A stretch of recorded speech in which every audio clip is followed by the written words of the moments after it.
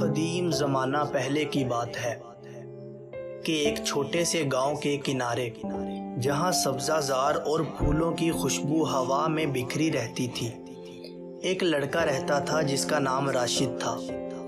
راشد نہ صرف ذہین اور سمجھدار تھا بلکہ دل کا بھی بہت نیک تھا۔ گاؤں کے لوگ اکثر اس کی عقل مندی کی تعریف کرتے اور کہتے، یہ لڑکا بڑا کام کا ہے، ایک دن ضرور نام کمائے گا۔ راشد کا والد فوت ہو چکا تھا اور وہ اپنی والدہ کے ساتھ ایک چھوٹے سے کچے مکان میں رہتا تھا۔ والدہ نے اپنے بیٹے کو بچپن سے ہی نیک دلی، محبت، محنت اور خدمت کا سبق دیا تھا۔ راشد نے یہ سبق اپنے دل و دماغ میں بٹھا لیا اور ساری زندگی اپنی والدہ کی خدمت میں گزار دی۔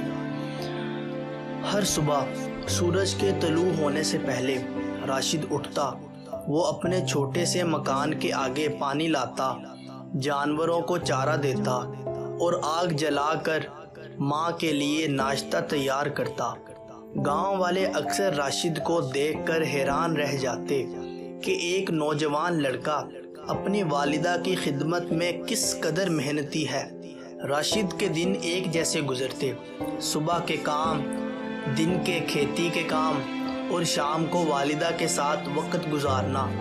وہ کبھی کسی کھیل یا تفریح میں نہیں لگتا تھا، اس کی ساری توجہ خدمت اور محنت پر ہوتی تھی۔ ایک دن گاؤں میں ایک بزرگ آئے جو دور دور سے آ کر لوگوں کے مسائل سنتے اور ان کی مدد کرتے۔ وہ راشد کے کام دیکھ کر بہت خوش ہوئے اور گاؤں کے لوگوں سے کہنے لگے، بیٹے کی نیکی اور خدمت اس کی قسمت کو روشن کرے گی۔ وقت آئے گا جب اسے اجر ملے گا، مگر آزمائش بھی بڑی ہوگی۔ راشد نے صرف سر ہلایا اور دل میں یہ عزم کیا کہ وہ اپنی والدہ کی خدمت جاری رکھے گا، چاہے حالات کیسے بھی ہوں۔ بہرحال سال گزرے، راشد جوان ہو گیا، اس کی والدہ بوڑھی ہو گئی تھی اور گاؤں کے لوگ بھی اپنی زندگی میں مصروف ہو گئے۔ راشد اپنی والدہ کے ساتھ رہتا، ان کے لیے کھانا پکاتا، کپڑے دھوتا اور کبھی کسی مشکل وقت میں ان کا سہارا بنتا۔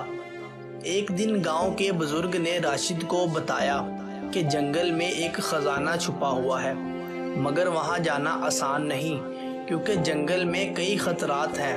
راشد نے سوچا، اگر یہ میرے اور میرے ماں کے لیے فائدہ مند ہو سکتا ہے تو میں کوشش ضرور کروں گا۔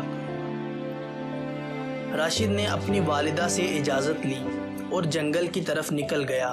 راستہ سخت اور خطرناک تھا، پرندے درختوں پر بیٹھے ہوئے تھے، دریا کی دھار زور سے بہہ رہی تھی اور پرانے درختوں کے نیچے چھوٹے جانور چھپے تھے، مگر راشد کا حوصلہ بلند تھا۔ اس نے کئی دن جنگل میں گزارے، کھانے پینے کے لیے چھوٹے پھل اور جڑی بوٹیاں جمع کرتا اور آخر کار ایک پرانے چھپے ہوئے غار تک پہنچ گیا۔